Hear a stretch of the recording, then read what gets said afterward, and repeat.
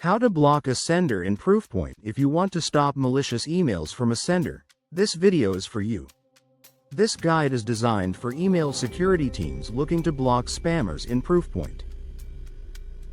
Quickly, I'll show you how to block a sender in Proofpoint. Start by searching for an email from the sender you want to block. Locate the message in the search results and open it to view the full email details. Carefully review the sender information and copy the exact sender email address to ensure you are blocking the correct sender. Next, navigate to the organizational block list under the Email Protection tab by expanding Spam Detection. Click Add.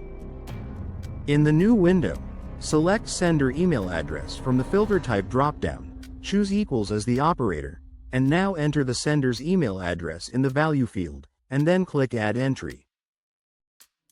Save the changes to apply the rule. Future emails from this sender will now be blocked automatically. Blocking malicious senders helps reduce repeated phishing attempts and strengthens your email security posture.